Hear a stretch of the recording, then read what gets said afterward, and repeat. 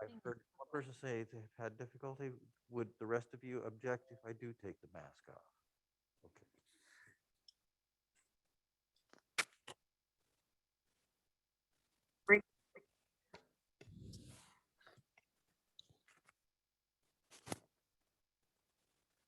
Yes. Okay. And I think we're good to go. Uh, Next week's presentation will be a Zoom presentation. Our presenter will be presenting from home. You may know the gentleman. His name is Jerry Apps. We are really delighted to be able to bring Jerry to you. He has a new book, and so he's going to be talking about that. And given all of the craziness that's going on, a storyteller like Jerry may be what everybody needs right now. And, uh, Jerry is just one of those people. He's graciously has um, stepped in, and so he'll be doing the presentation next week. This week, you have uh, a character known now as Nelse Grundvig as the presenter. This gentleman has had 25 years plus of working in the field called labor economics and has been the state director for the state of Wisconsin. He has trained over 1,000 people on how to do this kind of stuff over the years and has been involved in labor economics at the state and the national level. And so he's bringing his insights as to what's happening to the economy, what this means to our society with regard to the pandemic. So now I'll start the presentation. If we can, I'll ask you to share the PowerPoint and do the Shift F5. We'll try to monitor the chat as we go. If you do have questions, please feel free to interrupt and we'll make it work from there. And I think it's Shift F5 is the shortcut. And that's the first slide. So if you'd hit the advance the slide, please. And some things to remember is that unemployment, debt, inflation, they're not good, they're not bad, they just are. It's what we do with those terms is what makes things more interesting. So a high unemployment rate is actually wonderful if you're a job, if you have a business, because it means you can find people. A low unemployment rate is terrific if you're a job seeker because it means you're going to find somebody who wants you. The market is easier for you to find a job. It could readily be the Likewise, when we ski start slope talking for an about debt, adventurous sparrow. it It's usually totally got a lacking lot in of symmetry. symmetry, but It not came many down of us because go out and buy a Evansville brand also new had some car with hair cash advice. in hand. He wanted me to grow mine out and wear Require small some earrings debt. and You fuzzy go to school, sweaters you for a have to have softer some debt appearance. and I those sent kinds of word things. back. And if you are have your microphone on at home, I would ask that you please mute yourselves. Thank you. And likewise with inflation. Actually, inflation from the economist perspective, a healthy economy has some inflation. Should be ideally around 3% because you want things, what that means is that the laws of supply and demand are working and people want things. It's when you have deflation or something even worse, something called stagflation, those are really tough to deal with. Deflation is when you start to see prices drop. Stagflation is where you see people get to the point of, oh, the price has dropped. I'm going to wait to see how low it goes before I buy. And when economies, national economies have moved in that direction, that is usually the precursor of an economic collapse. And so that's why we want to go with them. And this is a quote that's kind of off center for some reason, but it was by Milton Friedman. And basically, and I screwed this up when I was trying to get things set up, so it's nobody else's fault, it's mine.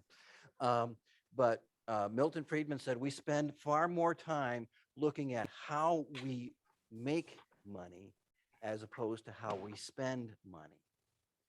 And that's where the economist's perspective comes from.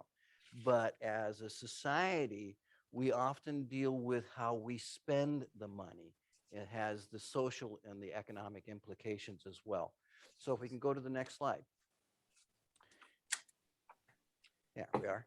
Uh, it's called the Dismal Science, and it's called the Dismal Science for a really interesting reason. And Thomas Carlyle is the one who created this quote.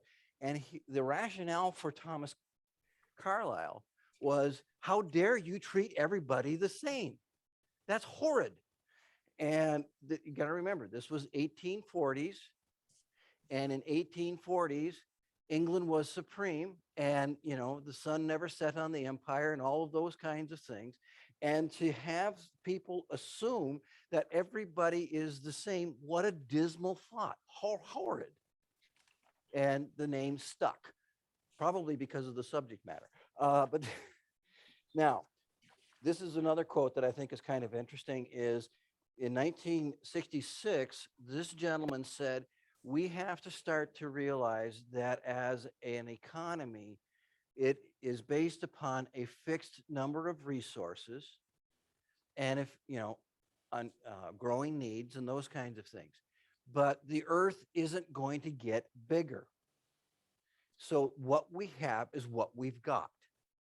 And in that, we are going to have to deal with the fact that it is only what we have is what we're going to deal with.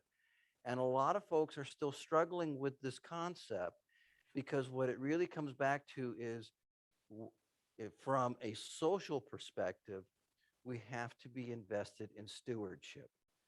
Economists don't think in terms of stewardship.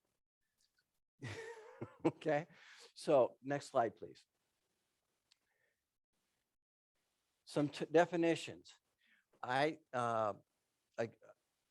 When we go through economic turmoil, a big shock to the system of some sort, it acts as a catalyst. So the existing trends get accelerated, or they can become decelerated. They can slow down.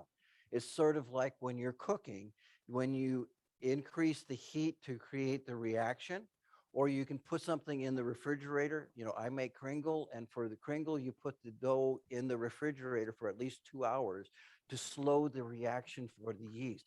The refrigerator is acting as a catalyst to slow the reaction down. Unemployed. Now, if you are not working, that does not mean that you're not unemployed. To be unemployed, you have to be not working and looking for work and being available for work. If you don't meet all three of those criteria, you are out of the labor force. So people who are, well, if they offered me more money, like somebody came in and said they're going to give me $200,000 to do this job, I'd take it. No, you're not unemployed. Okay? So when we talk about the unemployment and the unemployed, we're only looking for those people that are actively looking for work at the moment, and specifically for the week of the 12th, because the Bureau of Labor Statistics gathers these information across the country so that it is consistent and to be employed on the week of the 12th. Now, please note, I didn't say how long. I didn't say how much. I just says you're working on the week of the 12th. And you may be thinking, why the hell did you pick the 12th of the month? Because that's the 1 month or the 1 week out of the month, out of all 12 of them, that has the least amount of interruptions from holidays. So what that means is that when we're talking about there was a horrid storm and it just eliminated all of the jobs from December 18th, which happened after the week of the 12th, and jobs were gone, but the unemployment rate didn't show it. The unemployment did exactly what it was supposed to do, because if everybody was working on the 12th or the week of the 12th, it captured them. If that happens after the week of the 12th or before the week of the 12th, it doesn't count. So keep that in mind. So when we get to the labor force, that's now the combination of both the employed and the unemployed. And the labor force participation rate is for people who are 16 and older and not living in total institutions. And I apologize for the definitions, but it does help the rest of the slides make sense. So the military is not counted as being employed. You have no unemployed sergeants in the Army. Okay. You may have somebody who's between assignments, but that's a different question. So the unemployed, nursing homes, military, prison, those kinds of things. Inflation is a general increase in prices. I've touched on that. And the gross domestic product is the thing that most people hang their hats on when they're looking at whether or not the economy is doing good or bad. Next slide. Now, here's two economic shocks that happened to our systems. And these were trends that were already taking place. But because of the dramatic impact of them, anybody ever heard of Rosie the Riveter? Okay. Yes. Women's participation in the labor force exploded during World War II, and it never really stopped. It did slow down and it dropped a bit, but it didn't stop. Likewise, the great drought of the 1930s. Okay, while the cities, we were already moving into the urban areas. The kids on the farm were leaving in the 20s. But in the drought, they left en masse. If you ever read The Grapes of Wrath, you have a feel for that. If you didn't, for some of us, they're old enough to actually remember this, and or they've had parents and or grandparents that have pictures of showing them leaving the farm. Okay, next slide. So the United States gross domestic product going all the way back to 2010, it's a quarterly measure. Here are the quarters as we go through up to the most recent one. Can you tell me when COVID hit? I'll give you a clue. I mean, that is a phenomenal drop in the gross domestic product. This was the following quarter. In essence, the shutdown that happened during the first quarter of COVID hitting the United States, we went into virtual lockdown. By the second quarter in COVID, we said, hey, this is a question of freedom. This is a question that goes far beyond anything else. We're not going to do this. Are you out of your mind? If you want to get vaccinated, that's your business. If you want to stay home, that's your business. But let's keep business in business. Okay, next slide.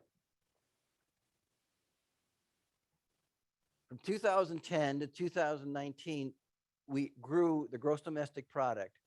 Now, notice that I have gone not in terms of political heritage of who was in the White House, because it really doesn't matter. The economy doesn't care. I mean, contrary to popular opinion, since 2020, the first quarter of including those wild fluctuations I showed you was at 2.5%. So overall, the economy has actually done relatively well during COVID. A lot of other things have gotten crazy, but the economy seems to be bouncing along as best. Now, here's one of the reasons why. 6 trillion. A trillion is 1,000 billion. Okay, $6 trillion were spent by Congress and the president from the beginning of COVID. This goes back into Donald Trump when he was the president, through Biden, have been spent to maintain the economy. And they did things like child tax support was created, or wasn't created, but they enabled the payments to go forward as they were occurring. There was a change in the law. There was loans that were made available to businesses that if you kept the people that you have on staff, we were going to give you a loan. If you kept them, the money was yours to keep. And we as a country said, that's a good idea. We also said you can't throw people onto the streets. So we put a moratorium on evictions. And all of these things were done by the federal government. And there was a whole bunch of other things that happened. But they spent over $6 trillion to maintain the economy.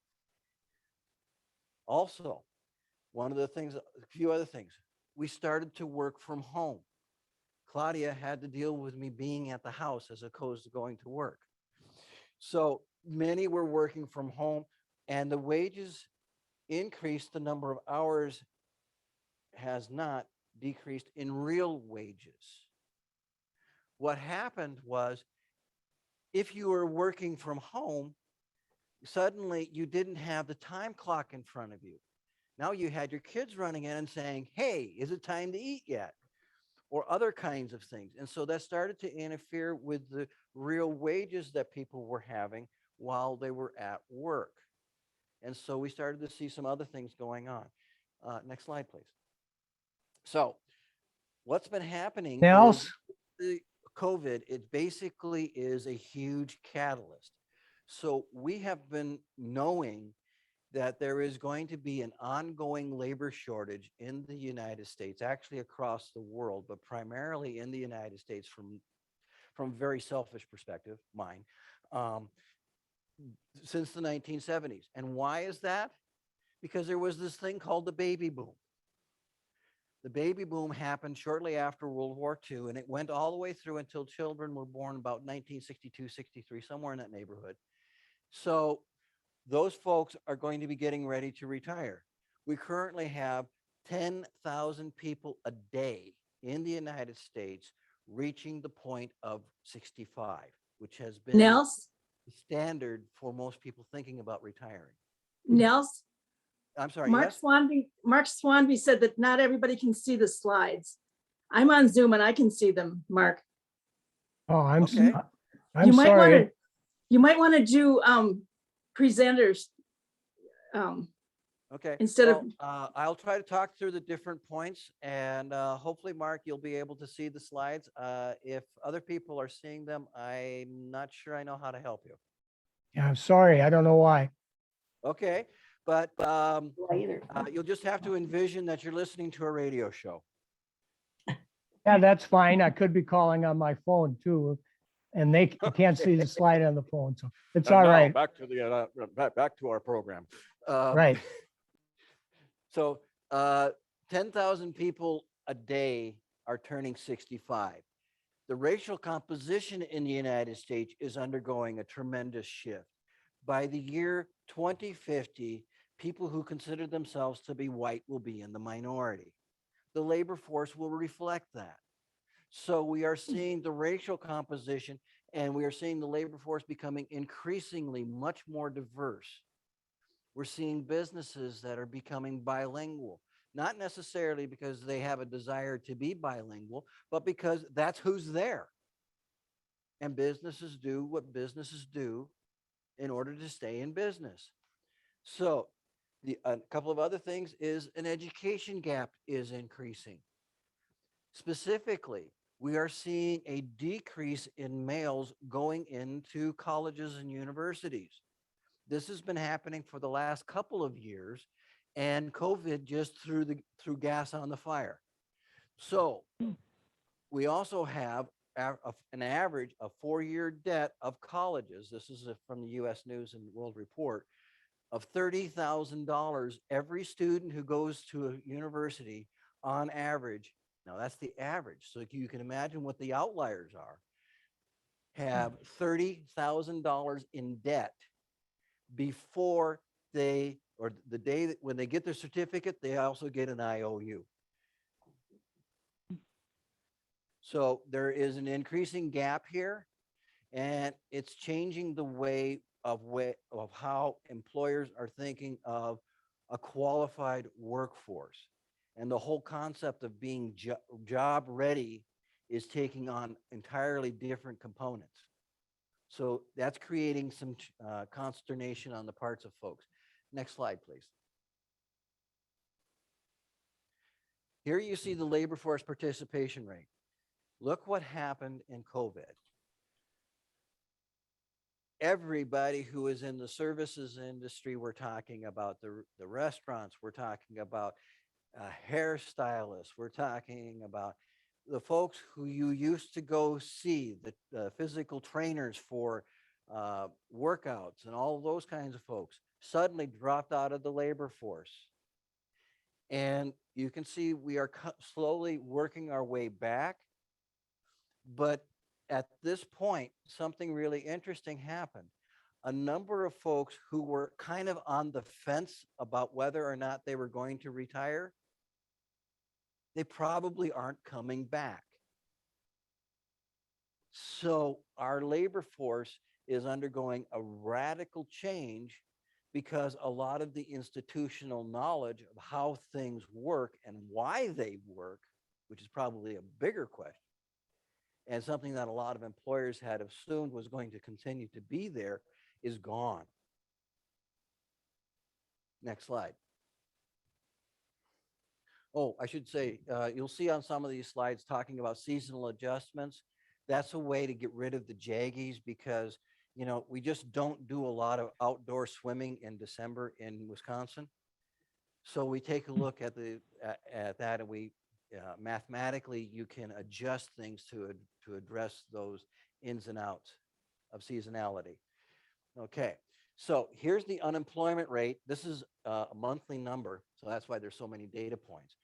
But we're going back to 2011, and you can see what happened. It was, oh my God, everybody's out of a job.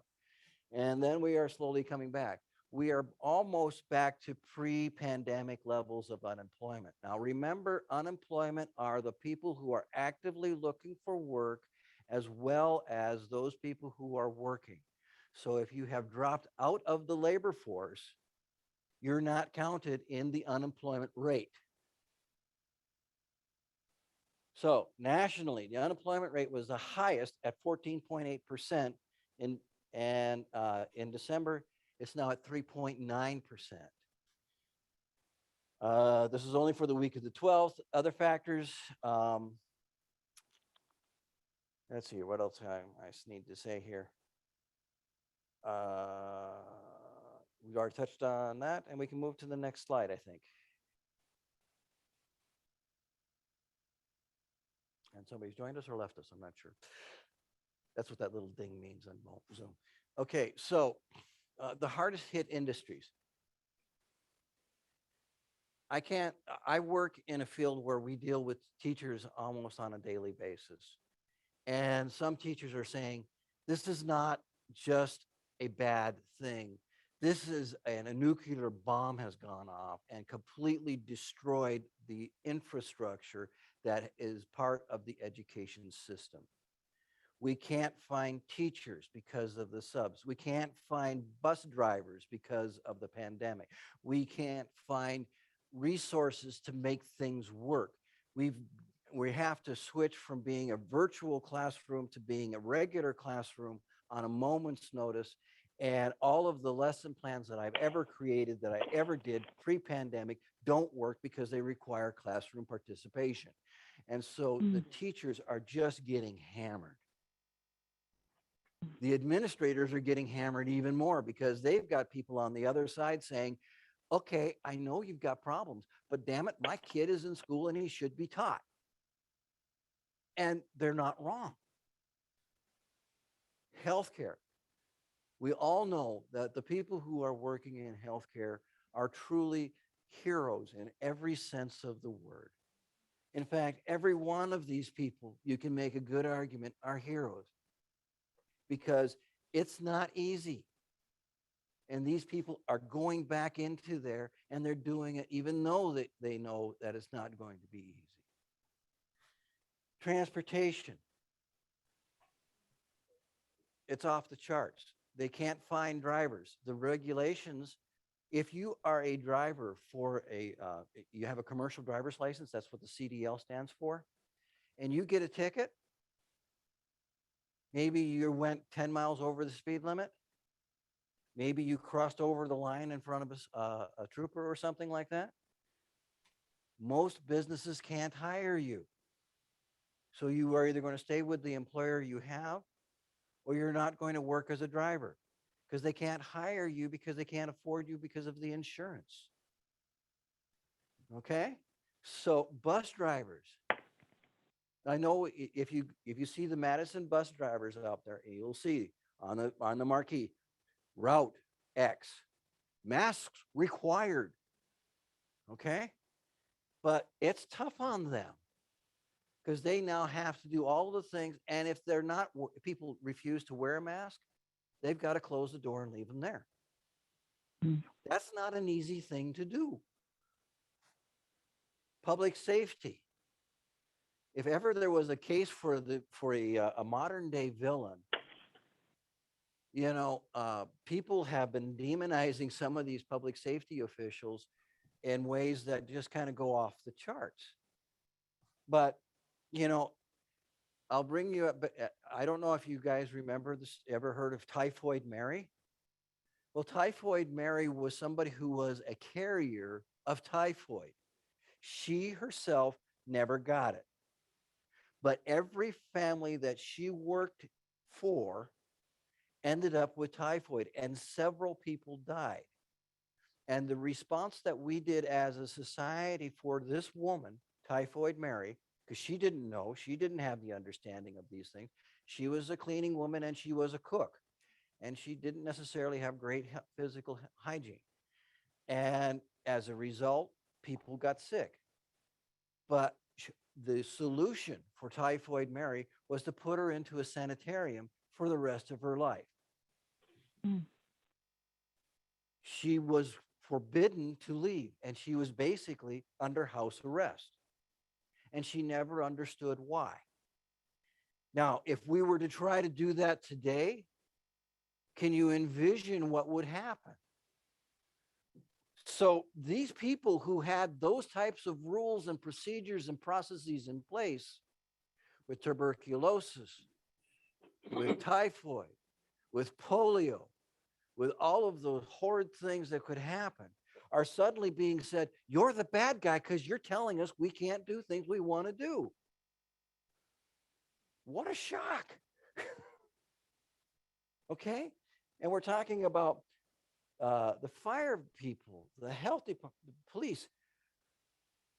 This year, more police officers died of COVID than any other cause of death on the job. Okay? They're in front of it. They just don't get away from it. Next, please. Here you can see the employment pattern for 12 months change by major industries. Now, the goods producing areas are considered to be agriculture, mining, fishing, manufacturing, and construction. These are folks that manufacture goods that other people can then buy. The service providing sector of the economy is everybody else. The wholesale trade, for example. Now, some of you folks grew up in rural areas, and the farm implement dealer was a wholesaler. He was not a retailer because he sold to businesses called farms. The retail, that's everybody else. Leisure and hospitality includes restaurants and lodging. That's a relatively new term, but you can see where things are at. And with the exception of this industry right here, that's called the utilities industry, everybody has grown in terms of employment in the last 12 months. So you have a whole bunch of people leaving the labor force. You've got a lot of pressures at the job, and the need is growing. Next slide. Okay. Credit. This is probably the one area that as individuals we can do something about. Okay. Now this goes back to 2011. And you can see how we have used credit cards, loans, home equity, your IRAs, your life insurance, and so forth and so on. And there was the recession, or there is COVID. And we have not changed. We just delayed. But if you take a line here to here, it's virtually a straight line. So our consumption patterns have not really altered. And since the pandemic, savings did increase. You can see that right there. Savings increased, and the economic disparity, because we are returning back to the ways that we were, we're not going to have the child tax support given out on a monthly basis in advance. We're not going to have the support to keep people from getting thrown out. We're not offering loans to businesses to keep their payroll up to snuff, and all these kinds of things. So as those things dwindle down, okay, and if our purchasing patterns continue, it doesn't take a rocket scientist to figure out that the economic disparity, those that have more, and those that have some are going to have less. Okay, next slide. By the way, are you comfortable with the pace and where we're at? Okay, just checking. Okay, now, inflation. It has become the boogeyman since probably March, well, actually probably about September or so. Now, it was hugely dramatic increase. The inflation rate has risen to highest levels since blah, blah, blah, blah. People, I don't know if you remember, but there was this time period back in the 60s and 70s. There was actually a program called WIP Inflation Now, and it had an inflation rate of 10%. Now, we're not there, but it's still bad because of a perfect storm. I'm not going to ask how many people went out and bought toilet paper at the beginning of COVID.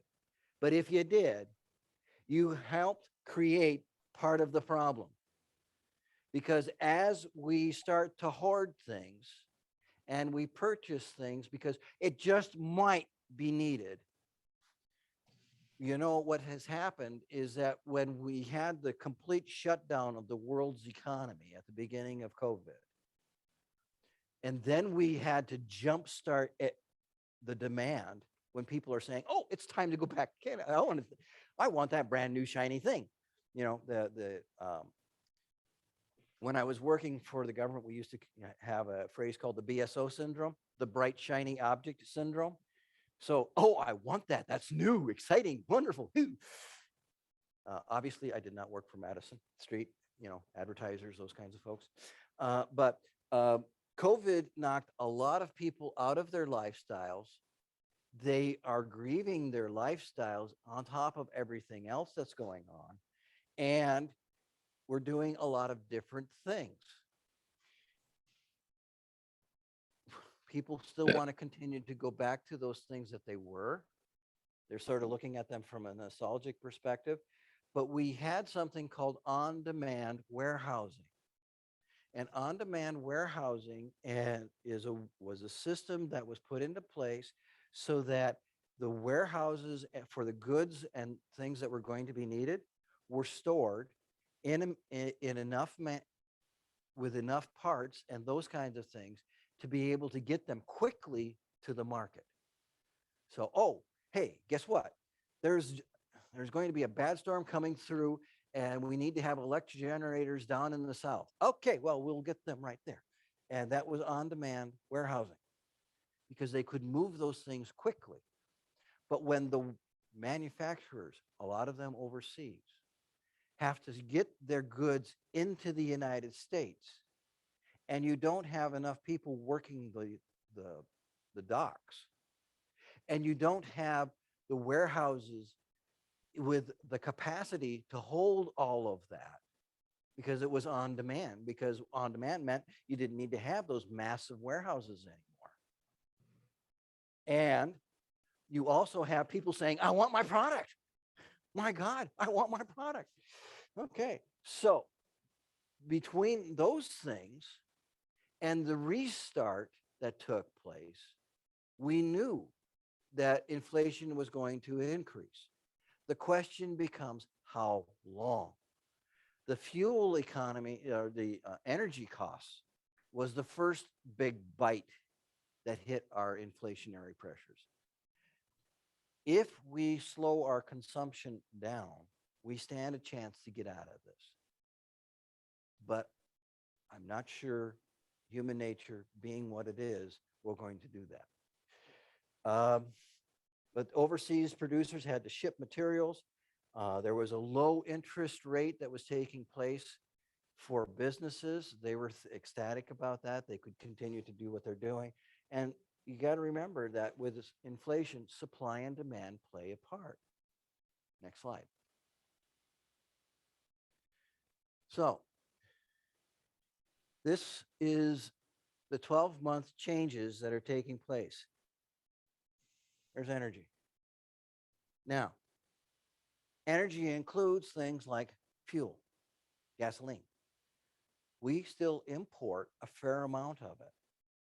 We also, even though we have done a lot with taking, using something called fragging, where they take and inject chemicals into the ground to make shale and other kinds of products into liquid oil that they can then extract. Okay, and the chemicals stay in the ground.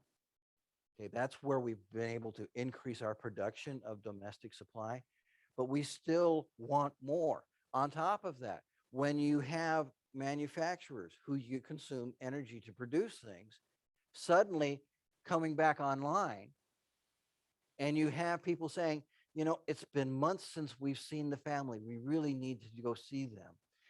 And we have imports of fuel. We have all of the other things going on. Energy jumped. The cost of energy jumped and jumped dramatically. Okay. You can see where some of the food prices are affected in part because of the cost of trucking. I mean, I grew up in North Dakota. And for somebody to say shop local in the middle of February, and somebody says, oh, I want to go get fruit. What size snow cone do you want?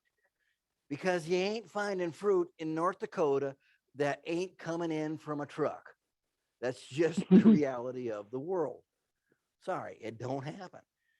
When the high for the day is below zero, things don't grow well on trees. Okay, next slide. Now, here's the consumer price index. This is the measure that's used to identify inflation. And you can see this was the Great Recession. Okay, here's COVID. But take a look, we're bouncing along. Prices go up, then they dropped, and we're bouncing along, and look where we're at now. So this is why we're experiencing what we're experiencing with the prices, is that it is atypical in part because some of the items that are here are suddenly becoming in short supply, such as paper at the beginning, toilet paper at the beginning of COVID. Next slide. Let's talk about the social impacts, and next slide. Okay. Some of the things that are taking place. This is something that has been happening, and it was driving employers crazy prior to COVID. Particularly among the quote younger people in the labor force, I want to maintain a work-life balance. And they're going, what the hell does that mean?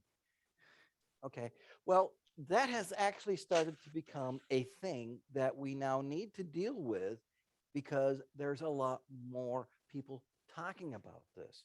And if you're looking at employers' advertisements for people, they're trying desperately to hook into this.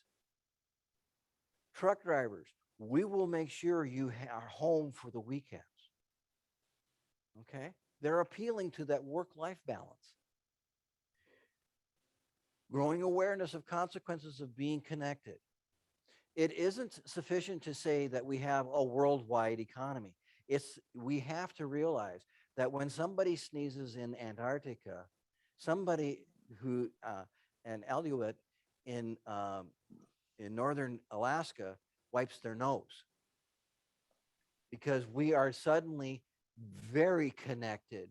And in some cases, these connections seem very tenuous, but some of them are extremely fragile as well. But we take a lot of them for granted. Our expectations for quick fixes has not changed. I mean, I grew up with Tang, that powdered orange stuff you pour into the water, and here's your orange juice. Okay, came out of NASA, actually tasted pretty good, but we want our immediate fixes, and we are not really a very patient people. And the economic disparity is likely to increase. These are things that are taking place right now and not likely to go away. So you can see there's a lot of built-in tension taking place right now in terms of the social characters of our state.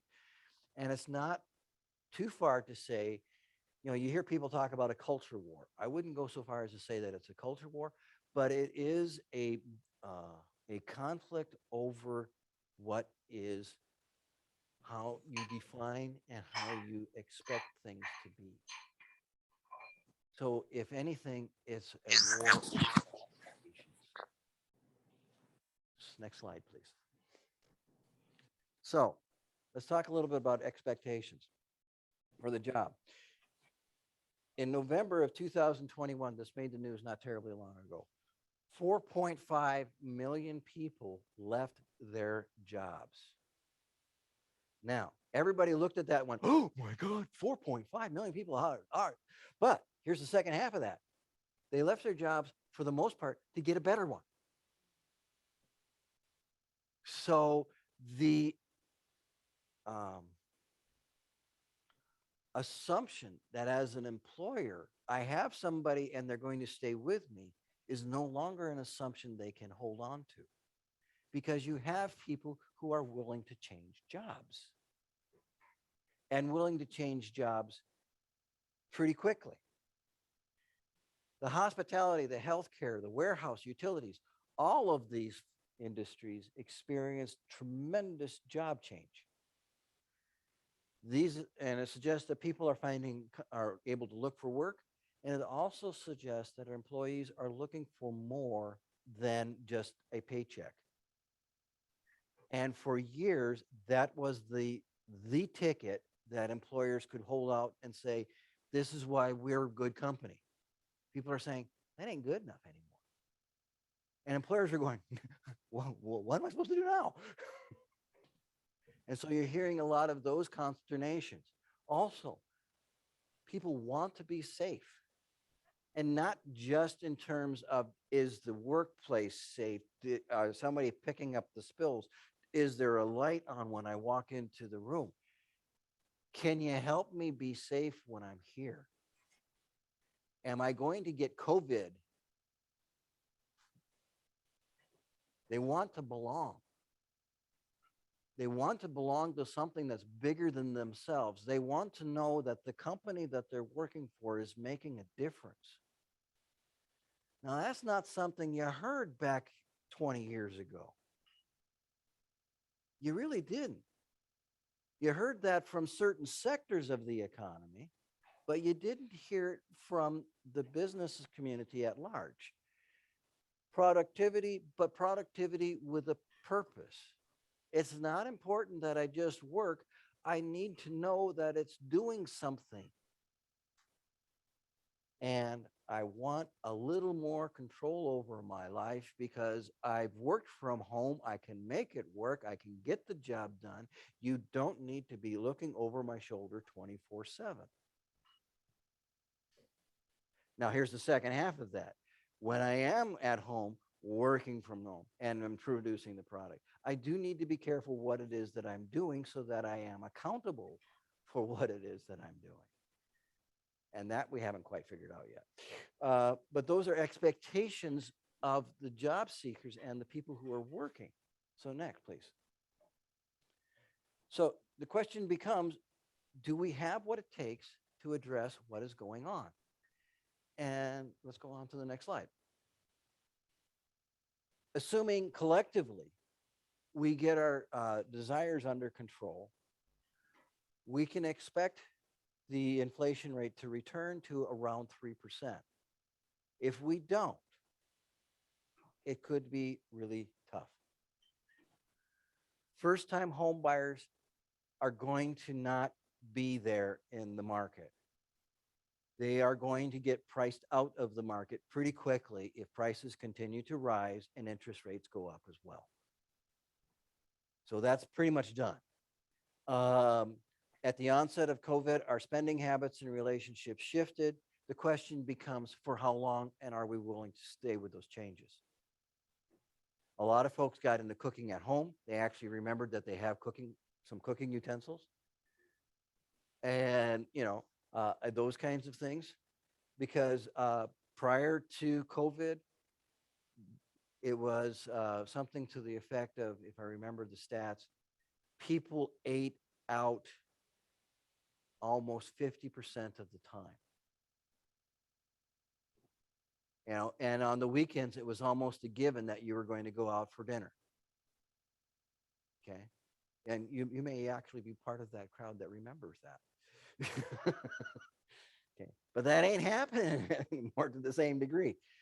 One of the big things was online shopping took off. Now, this is kind of an interesting thing because in the past, online shopping was where you would go to get the bargain. But now, because of the electronics and other kinds of things, they will actually increase the price online faster than they will with the brick and mortar. So if you're looking for the bargain, you may have to go back to the store. But historically, they were slow to make those changes, in part because they wanted people to move in that direction. Here's Since then, that's happened. The other Joy thing is without, Black Friday is probably a thing of the past.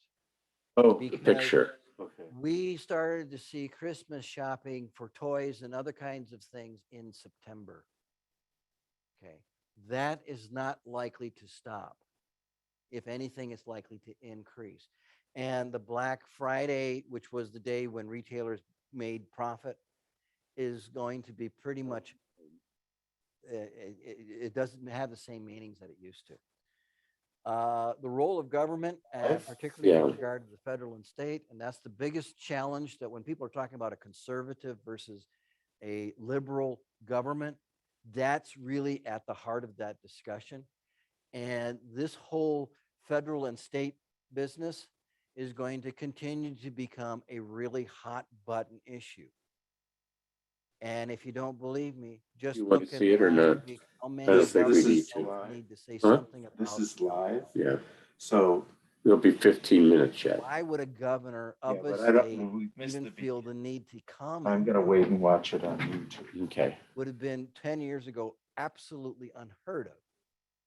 But now it's usually in response to something that's taking place at the federal level. So the whole question of what's federal, what's state, which one should we adhere to, and why, is going to continue to grow.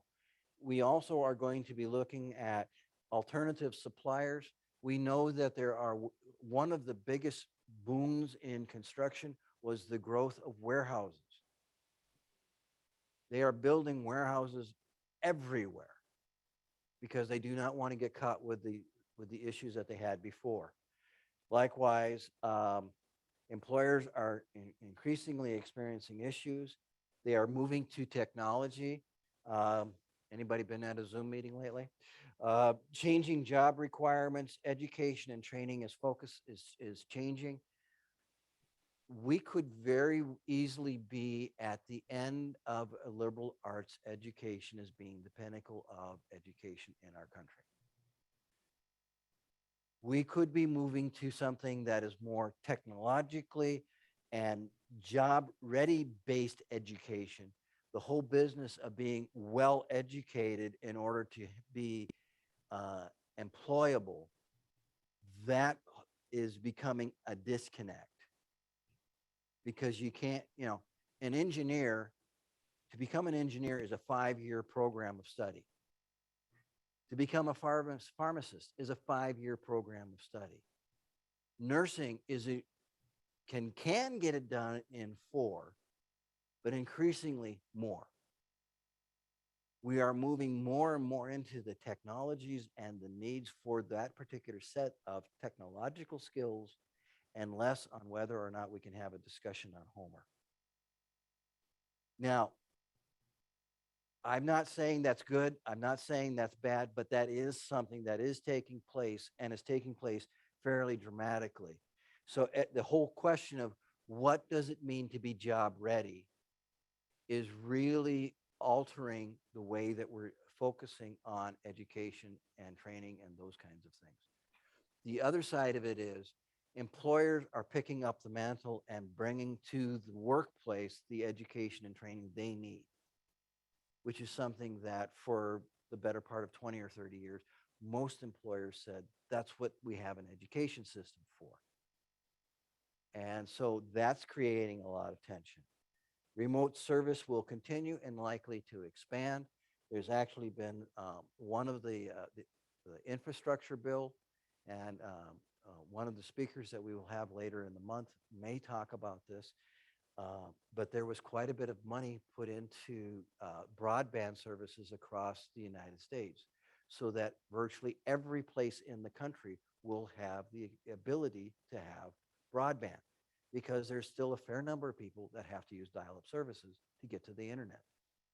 And whether we like it or not, we need to have that kind of structure. So how we build those kinds of support systems, and I know that's not roads, and I know that's not bridges, but it's increasingly a part of our economy. Likely to hear a call for a return to normal. When can we get back to what we had? You know, and it's not going to be pretty, because there's going to be people that are going to be screaming at others, usually without their masks, saying, I want to go back. And we may never get the genie back in the bottle, because all of these other things are taking place. I think that's it. Can you check one more? Oh, here we go. I have a couple of quotes here to end this, and we can open it up to discussion. But this one I thought was kind of interesting. John Kenneth Galbraith was a fairly important economist.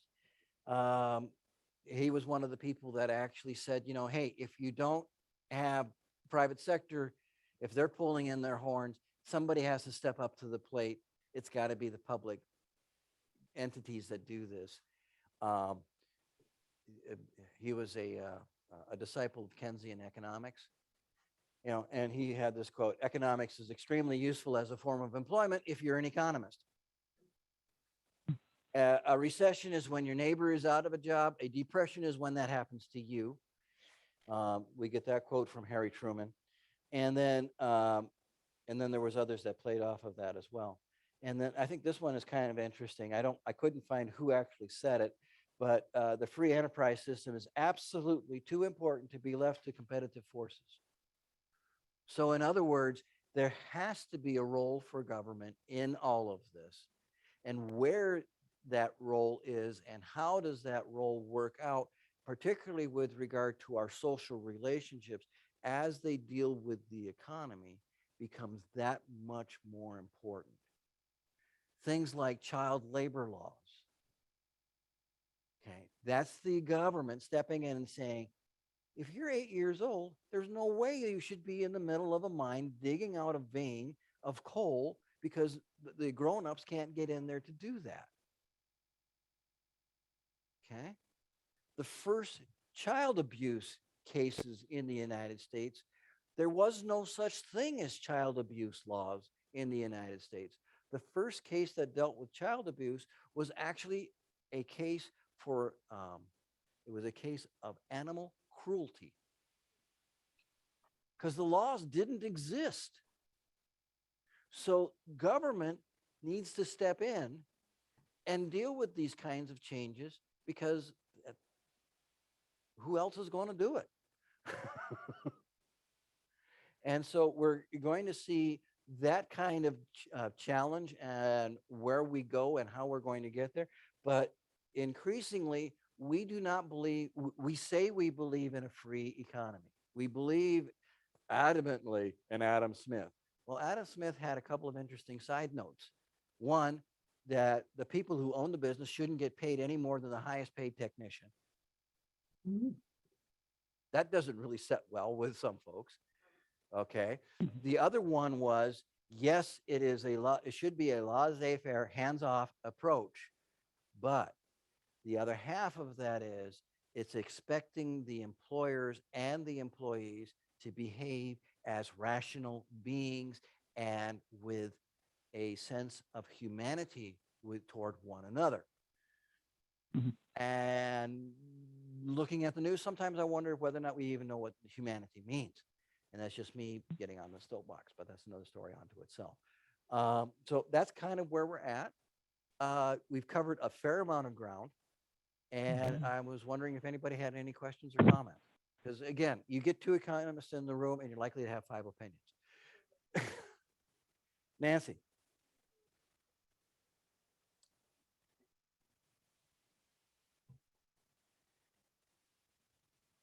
And if you stop to share, I think you'll see everybody else. Well, thank you. I don't know if this is a economics question, but thank you for your presentation.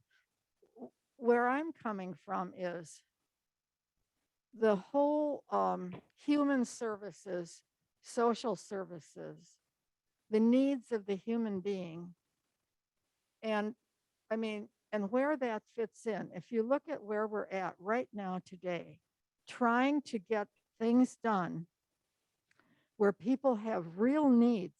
And I mean, what you talked about were needs, but in terms of services, when people are not working in the offices, when people are not seeing people in the offices, when you cannot get appointments at, say, a place like Social Security, where these are many times life and death situations, and you can't even get help from your elected officials, whom you know, because either they're overburdened or their staff are overburdened or they're not seeing people face to face.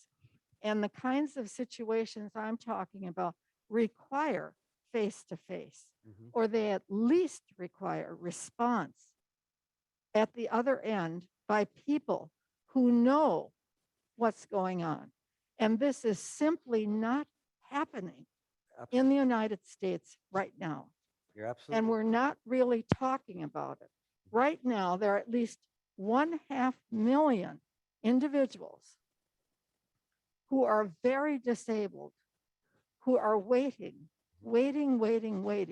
for their cases to be properly reviewed so that they can receive support and they can receive health care. That's just one example. So that's not in the mix. That's not being discussed. And all people are talking about is how wonderful it is to work from home. Well, I can tell you, I'm a phone person. I could always tell when I was getting somebody who worked from home because their attitude was one of, they didn't say it, you mean I have to get off the couch and I have to really help you with something? So that's where I'm coming from. Yep. And I think we have great needs and they need to be addressed. Absolutely. And one of the things is the healthcare industry has had to address, and in some cases it's been to the benefit, in many cases it's been to the detriment, but the whole business of using the phone as a start to providing healthcare has really taken off. Now, that's not the solution, not by anybody's imagination, but the healthcare industry really is, frankly, they're up against it. They don't have the resources, they don't have the people, they don't have the technology in place to be able to do anything other than what they've been doing, and they're stuck. and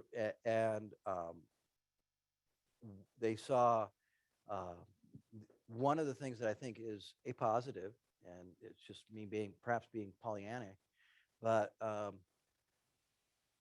across the country, mental health is at least being discussed as a health issue, which before it was just kind of pushed off to the side completely. So from that perspective, at least there's an awareness of the need. Now, how we get to the point of meeting that need, we're seeing in the health statistics an increase in death in cancer. We're seeing increases in incidences of diabetes and other kinds of things that were under control with the other system. Okay. And the basic reason for that is because people aren't getting in to see the doctors. And so where do we go to make that work? I'm not sure. But you're exactly right. John, you have a question as well. And thank you for your comment. You're exactly right. John? I see Yeah, you thanks, got your- Nels. It was a wonderful talk. I was wondering if you could comment on the effect on inflation from protectionism. We restricted a lot of imports from China and other, NAFTA was renegotiated to limit, amounts of cars that could be built outside the US. And it seems to me that it's inevitable that would cause, either of those would cause a rise in prices. And I wondered if you could comment on that. Okay. Yes, I will repeat what John said. His question, and John, correct me if I get it wrong, is how do you, protectionism and inflation, are the two related? How do we deal with that? Particularly since China is one of our biggest suppliers of goods and services. John, you're exactly right. And here's the catch. Protectionism historically has created inflation. Because what it does is it says your goods over here need to be priced higher so that our people who are producing the same goods can compete. And so you are inadvertently, or perhaps not so inadvertently, requiring the consumer to pay more so that you can maintain the businesses locally. And so protectionism or tariffs and other kinds of things. The person who was in the White House prior to the current resident strongly believed in tariffs and trade wars and used them to bully other countries into accordance to make things work economically. Now, when we go down the road of protectionism, we are in fact saying we want to have higher prices because our domestic needs require that to be. Does that answer the question or address the issue, John?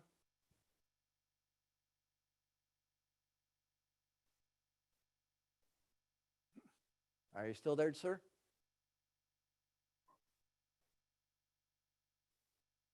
I'm going to assume Yes, it answered my question. Thank you.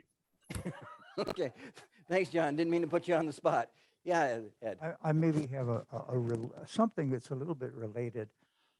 How much do you see that this is going to start bringing back home a lot of these industries to the United States?